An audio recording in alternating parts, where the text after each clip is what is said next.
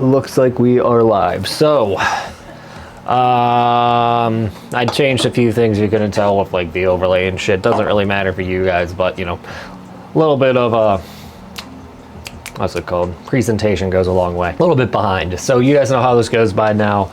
I am here to answer your questions for PE. So the more interesting questions you ask, the better the stream is and the better the highlight reel is. So help me out, keep me going, and hello, Dave. 0 is hitting 1 on 104% expansion or 4% expansion after 30 minutes of 2 intervals at 9 inches of mercury with some vascularity present. Is this enough to stimulate growth or more expansion is needed? Taking that long to get 4% expansion is a little nuts. You want to try to get up to 6. So you could try to go up to 10 inches of mercury, but that might not be the fix. Usually more time is. But, you know, play around with it just a bit. So 0, when I pump to 10, I get noticeably more edema compared to 9, which is pretty crazy. I lowered it to avoid the edema, or my best sticking to 10. So like you should expect a mild amount of edema under your glands, no matter what. It's just how it goes. The problem is like the difference between 30 minutes and 50 minutes for pumping is going to really change the edema response. So like limit how much time under pressure you have in general. 9 to 10 isn't going to be that much. Take the hidden edema to ensure that you're hitting the expansion rate, in my opinion. DRX, how much edema is too much? So there's a few good resources for that. One, go to r/pumping, sort by top all time, and then you'll see it, and you'll see some really fucked up shit. Then with, I really want to stand where I shouldn't be standing, but what was I gonna say? Then a good reference is like, if the edema is bigger than your glands, it's gonna be way too much edema. And like, obviously it's gonna vary from person to person, but like if it's protruding beyond your normal shape significantly, that's gonna be too much edema. We want, if anything, uniform edema, not like bloated edema at the tip. Cordy, how do I know if I am BFR clamping correctly? What should one look for? Is it still relevant to a technique? So BFR clamping is 1 10-minute set sometime during the day, 2 to 3 times a week. It is still relevant. I just don't really need it, so I don't really do it. This is going to be really helpful if you want a lot of EQ fast, because it's literally based off of blood flow restriction therapy. Blood flow restriction therapy is when they take a cuff around like your arm or legs, and then they make you do something for 10 to 15 minutes, and you get a lot more vascularity growth with it. Therefore, if we do that to our dick, we'll see much faster erection quality improvements. But since it's so stressful, you have to limit how much you do it. But yeah, literally any routine, you can just drop it in. Just pay attention to like erection quality. If it was working, you should see a huge boost in the first 2 or 3 weeks of using it, and then it should cap out pretty quick, and then you probably want to drop it for a little bit. Is edema the reason why I can't gain girth? I just keep getting sessions going regardless how big the donut is either the gland has gotten. Jay Betts. So I don't know if Waking Dream is on here. He's my IT guy, but he did some fetish pumping and he said it kind of limited his gain potential, in his opinion. I noticed that when I was doing fetish pumping as well, I just didn't gain as well as I did doing other styles of PE. So the thought process is like your edema is going to be putting negative pressure on the tunica albuginea, and your body's actually going to be more focused on draining that edema than delivering nutrients. And it's also going to dilute nutrients as well, because it's just mostly water at that point and not like lymph. So it could be. And what I would tell you to do is take like maybe a month to 2 months off, come back, focus on just the interval protocol, interval pumping. Interval pumping is going to be the 2-minute sets for like, you know, 5 to 10 sets. And then that's going to basically try to teach your dick to hold blood rather than hold sweat. If Hink said if he had all the time in the world, he would pump 15 minutes morning and night. Does that enhance gains compared to 15 minutes once a day? Yes, this is the entire premise of feeder sets. The more often you are dilated, the bigger chances of shape change. However, Hink isn't really a believer in that yet. And if you're just starting, you probably don't need that much time under pressure to grow. So like, even though it is in the Ultimate Beginner's Guide, you in particular, if you're crazy edema response, do not do that yet. Now, swaggist. How do you introduce PE to your girl? Drip feed method. So first thing you can do is say, hey, I've been doing this stuff to potentially help my erection quality. Let me know. And then like once your dick gets bigger from erection quality, they're like, okay, it works, but you continue doing it. And then like 6 months later, it's like, wow, your dick's gotten a lot bigger. It's like, yeah, apparently this stuff can also grow your dick. And then boom, you're doing penis enlargement, and like she's probably not freaked out because you did it in such a slow fashion. But some women are into it. Like, I know a few guys whose wives are nurses, and like they're really interested behind like the science side of it. And then just some women think it's hot, you know. So like, it just depends on the relationship you have with your girl, but you know. Can I still gain girth from coming after every pumping session? You can, but like, to be frank, I used to masturbate after almost every pumping session. I think it actually limits gains a little bit, and mainly because you're telling your dick once you've done the deed that it's okay to shrivel up now, and all that expansion and lymph is going to slowly drain, and you're not going to be as big as possible for as long as possible. So if you can, hold on, wait 2 to 4 hours before you bust it, and you'll probably have better results. Sorry guys. Does penile torsion affect PE? I know what testicle torsion is. I never heard of penile torsion. I don't want to look it up, but I'm gonna have to. Penile torsion is a congenital condition where the penis shaft rotates longitudinal. So it's kind of like Peyronie's disease is what I'm hearing. Sorry, I'm looking at some surgery pictures right now. Yo, they can be upside down, dude.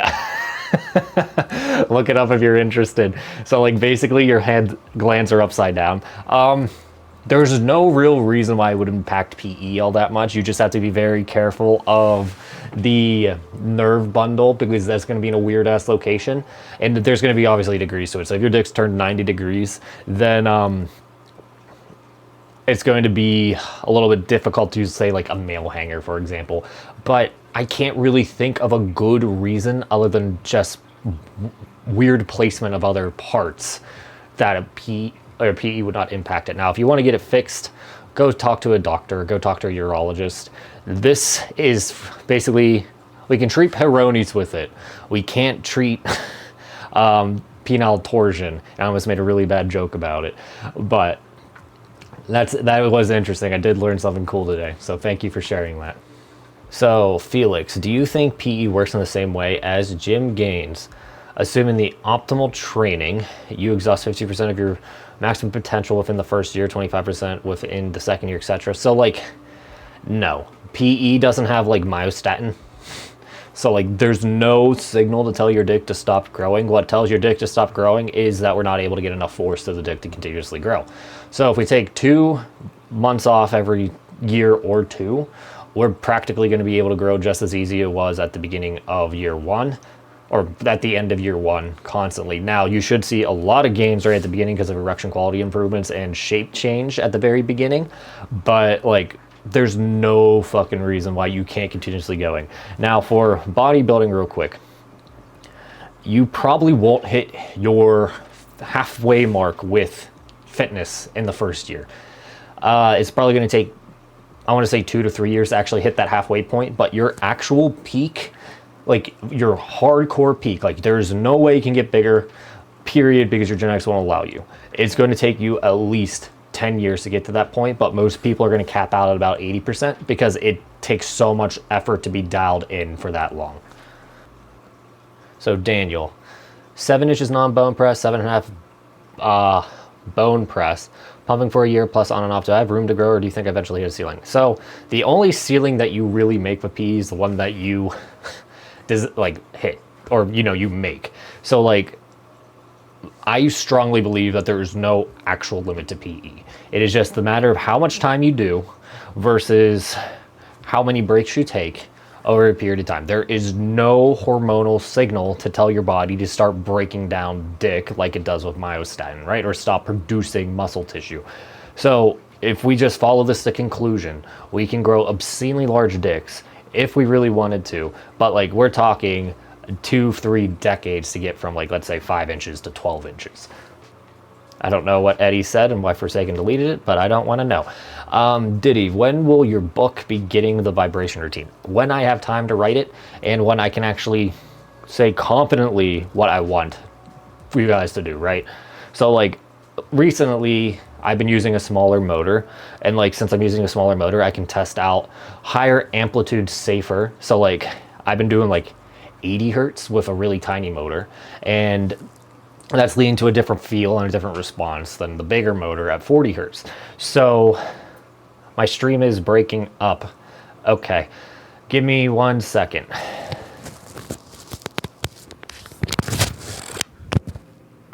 Okay, Slybro. Did I do something wrong vacuuming and get a little bit of edema on the upper half of my glands by the end? No, that's normal. So like your dick is not going to be a perfect shape for the vacuum bell. So like it'll eventually start taking that shape a bit, and wherever there's going to be room to expand, it's just going to expand and take that space. So like our bells are more shaped like a spade than most. It's not necessarily as uniform as a bunch of other ones. So that way you keep more of your natural glands shape than others. But like it's not that big of a deal because like it's going to still work with your normal shape. So like whatever underlying structures, it's just going to elongate it or expand it in separate ways. Everlasting, do you think there will ever be a new surgery for penis length gains? It's probably not going to be a surgery because I'm trying to think of a good way to word it. What you would have to do to like actually lengthen the penis is slice it open just along the tunica albuginea and then put tissue expander, particularly just in the 2 dimensions for length, and then have it hopefully heal straight. That sounds like a mess. So a more, dangerous way of doing PE would be limiting how much collagen can stick together for a period of months and then stretching the shit out of your dick. So like if you look at this study based on anti-lysyl oxidase, anti-LOX, they basically made rats not be able to form collagen fully and made them, honestly it was just with their erections, that they were able to like stretch their dick apart. And like once they stopped the anti-lysol, it formed back together normally, but their dicks were like literally 30 to 50% longer and a lot girthier. So like if there was actual funding for this, this would be probably the best way to grow your dick. Like straight up, because it takes out the rate limiter of the tunica albuginea. But yeah, you can't get anti-lysyl oxidase because it would die outside a lab setting. So don't even bother. There are a few chemicals that might work like that, like transdermal PGE-1 might have collagen interfering properties, but like actually finding a good source of transdermal PGE-1 is going to be a bit difficult. Forsaken, some studies say the average length is 5.1 bone press. Does that mean that the average is less than 5 inches non-bone press, like 4.6 non-bone pressed? Yes. Like, again, guys, dicks are not supposed to be overly big. And, like, even what you're saying is probably too much. And here in America, we have an obesity problem. Most guys' fat pads are going to be over an inch. If the average here in the United States is only 5 1/4, and the average fat pad is more than an inch, most guys are going to be less than 4 inches exposed.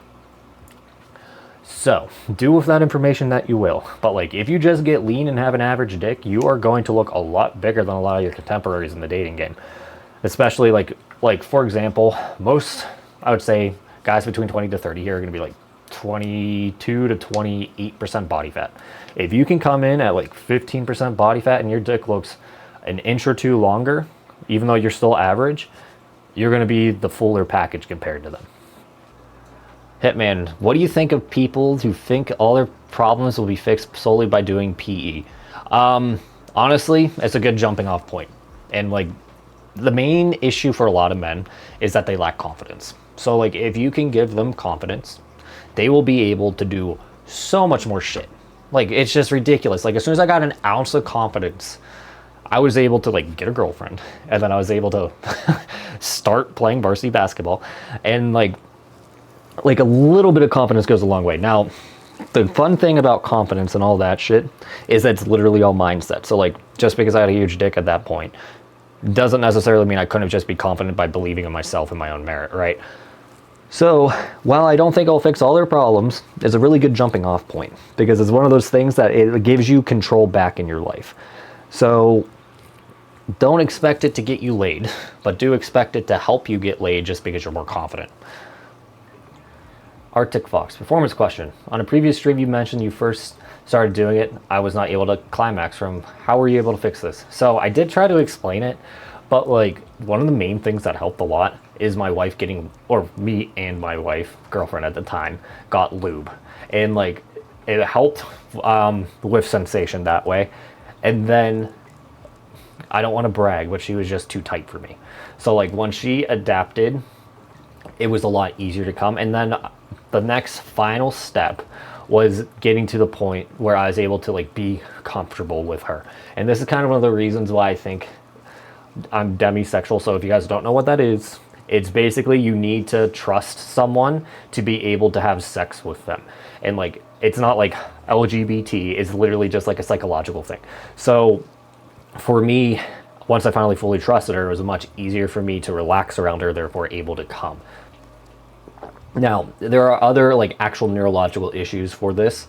Like I had someone in the PE sphere who always lacked sensation. This is called aorgasmia. Yeah, it's aorgasmia. So basically he could get really fucking close, but he could never come. Just imagine how frustrating this is. And I originally thought that it might have something to do with spinal compression, but like it could just be like a mental thing. It could also just be how they're wired too. So wait, isn't demisexual that you need an emotional connection to feel attraction? Yeah, that's the basic definition of it. And like obviously it's going to be spectrum. So like I personally could not fuck someone that is a piece of shit. So to me, that's like part of it, right? So like, while I kind of consider myself to be a little bit more, I don't want to say poly, but like slightly more promiscuous, if I couldn't like get a emotional feel for them, there's no way I'm going to be able to have sex with them. Phil, my nuts. Hey man, I have a swollen lymph node in my groin pelvis. Could this be PE related? I figured the swelling would go down. It's been swollen for 3 weeks. I went to urgent care for a urine test. So depends where it is. So like if it's like here, it's not going to really be PE related, but if it's like, you know, closer and closer to your dick, like it's actually in the dick, yeah, it's going to be PE related. So when I use a monstrosity of a pump for like ball pumping, my lymph vessel on my hip can act up a bit from the tension, but like this is going to be something you want to go to a doctor and get checked out, because like it sounds like a clogged lymph node rather than anything else. It could be a disease like you said, but you know, you probably have other symptoms on top of it. Now Phil in his swollen lymph node, should I stop PE or can I continue? Well, I personally would stop pumping because that's actually actively hurting your lymphatic system. So you can still do like manuals and extending and hanging, but pumping in general, I would hold off on that until you get a proper diagnosis. Mario, can PE overwork be so extreme to the point that it makes you completely lose your morning arousal and makes you have ED? I can't reach the max size at all, but I refuse to believe this is the cause. Yes, it can definitely cause drop in erection quality that severely. It depends what you're doing and how long you're doing it, but like, again, let's think of this from a muscle analogy. If you're doing 1,000 curls a day, every day, there's going to be a point where those muscles are so broken down that they physically cannot curl anymore, or they literally rupture. You got to the point where your tissues are either so stressed out or your pelvic floor is so stressed out, you cannot have an erection. So the remedy right now is to stop PE for at least a week, and then you could potentially slowly add PE back in. But if I was you, I would take 1 to 3 months off. Make sure that you're completely healed, they're not banged up or anything like that. Start slow and really curb that desire to just overdo it. Also, what's your beef with us guys who do semen retention while doing PE? I can't get to my biggest about supplements. What? So like, it's not that I'm against semen retention, I'm against all the bullshit and nofap. But like, you will not see God because you haven't busted a nut in 30 days. You might because you're hallucinating, but like, nofap to me is like just stupid. Semen retention for like discipline purposes, fine, whatever. But there is no medical evidence of lack of masturbation helping anything other than like porn addiction. Okay, so what I'm trying to tell you is like, if you need to masturbate, it's okay. But if you masturbate more than twice a day, you're probably bored. And then on top of that, there's just a lot of bullshit in it. So like, they say it raises your testosterone. Studies show like if you don't bust it for a week, your testosterone starts to drop, and all kinds of stuff. So it's really dumb for every other purpose other than building, what's it called? Discipline. Now, Forsaken, keep in mind that nofap is mostly aimed at abstaining from porn. That's fine. But like, again, if you actually go on some of these more fringe nofap communities, they will literally tell you that you're going to be, women will be able to smell how fertile you are from not masturbating. Like, this is the nonsense they tell people. So like, again, if you're trying to bust a porn addiction, go nofap if you have to do cold turkey. But if you're trying to do it because it's going to make women like you more, bullshit. It doesn't work that way. Have I tried Curveball's middle reliever sleeves? I think they are great. I think they are going to be a hidden gem, and I have been talking to him about potential product lines with it. So if you guys don't know, let's see.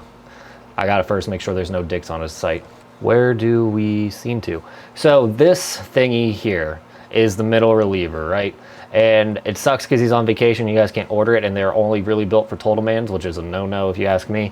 But basically, it is a forever sleeve. There's very little chance of it ripping, and you can just stick your dick in and out without having to really worry about it. So I have talked to him, and if you guys could pressure him a bit, that'd be great. And helping him or helping me make something similar for the Chinese cups that I have. And that way I can bring it to you guys with the rest of my kits, and this would be like the premium version of the sleeves. That took a lot of work to get to that point, just to tell you that. But yeah, I think it's really cool, and hopefully we can work something out. I'm also having talk to him about some other project as well. How did that get through? My cock slightly twisted. All soft from compression hanging, it's slightly twisted to the right. Is this fixable? So like, you're telling me when you're erect it points to the right, or like it literally did this? So like, my issue with compression hanging is that for whatever reason always flops to one side. So like, if you're flopping to the right all the time, try to flop it to the left, so that way the collagen starts twisting, and you'll get a better, hopefully fixed dick from it. So Jack Hunter, no, fine while erect. Just when I'm soft, it's slightly rotated to the right. It's not a big deal. It's just slightly OCD about my penis. So it might not even be from the male hanger. So I don't know how much room I have. Let me bring down my table just so I can kind of show you a little bit easier. Is there a slow setting? All right. So if, and my chair's in the way, let's say you have a twisted pelvis and your legs up like this, guess what? Your penis is actually going to drift a little bit to the right because your pelvis is pushing your dick to the right. Like, the muscles in your dick are now lifted up to the right a bit, therefore is going to twist a bit to the right. And the same thing goes for this. And like, if you have your hips bent that way, so like you can't tell with a long shirt, your dick's going to point a different direction. So like, while it could be PE, it's probably not in that case. Like for me, my pelvis is twisted to the right a bit, so my dick shoots out to the right a bit when fully erect. And like, so like if I take a dick pic, my dick looks bigger from the left side than it does the right side because it's coming towards the camera. Eternal. People have too much tendency to think in extremes like this. Refusing nofap is going to make you extra confident. compared to someone who does it in moderation. Exactly. Again, they're just looking for like the secret sauce to make them the alpha male that they always wanted to be, but like, yeah, it's gonna be a really fucking dumb analogy, but in Kung Fu Panda 1, you know, where he gets the scroll that's blank, and like the secret is that the secret ingredient was always you, and that's what makes you special. It's basically that. Once you realize that competence comes from within, it literally changes everything about you. I feel like I've had this request before. You should make a video on how to send a girl dick pics. So like, I probably shouldn't do it because like, I don't have the right body proportions for it right now, at least at my current body fat. But, and hello Destroyer. But what I could do is like use a banana as a proxy and then show you how camera angles manipulate sizes and then how you can make your dick look bigger in picture. But I also don't think it's a good idea sending girls dick pics and you look like you're 15 inches long, but when they get to you, you're only 7, and that's gonna be major disappointment. So I really don't think you should be doing too much manipulation for pictures and all that jazz. What I like to do, particularly at my height and girth, is use comparison with objects. So like for me, like I'll take a picture of something like this and then my glands will come up like that much higher than it. So like obviously I got a long fucking dick once they put 2 and 2 together, that this is, you know, 2 handfuls for most women. Okay. Is there a way to know how much force I use vacuum extender to be the equivalent, say, let's say 5 pounds of compression egg? So like it depends on your device, but like where is my apex? And if you guys can't tell, my office is a mess right now. Here it is. But like this apex is a prototype, so like the paint is a little bit faded. They fixed the issue before main launch, but when you push down the springs, this side's a little bit better. Okay. When you push down the springs, the numbers disappear, and whatever is the last number to show is the amount of tension you're on. So like, are we showing? Yeah, we're showing. As you can see, one side is a little bit more worn than the other because I literally point to that side. But again, point being, depending on your manufacturer, depending on who makes the device, most of them have that at this point. So for a second, don't tell that poor guy to go to r/pumping. You want to traumatize him? Yes, I need him to know what not to do. I could also send him to LPSG and have him look at all those guys. I didn't send him to New Art, so you're welcome. If you guys are looking for some freaky ass shit, go to New Art. I don't know if you need an account to see pictures, but there's literally people injecting, what's it called? KY gel or Nutriglide, something like that. And it's basically like a super swelling agent into their dicks and balls. So like they'll literally have like testicles that are the size of basketballs for 6 weeks straight, and then all that water leaves and they're left with like nodules of collagen where the injection was. So if you want some nightmare fuel, go there. Oh, Red's listening, and he wants you all to know about people that inject stuff. That there was, I actually know the story, Red. Someone died from sepsis because their boyfriends, you know, injected silicone into their testicles. They got infected and they died within a day, apparently. So, actually, no, they had a stroke is what Red said, and then they died. But they got sepsis in their testicles from it. So don't do that, guys. Please don't.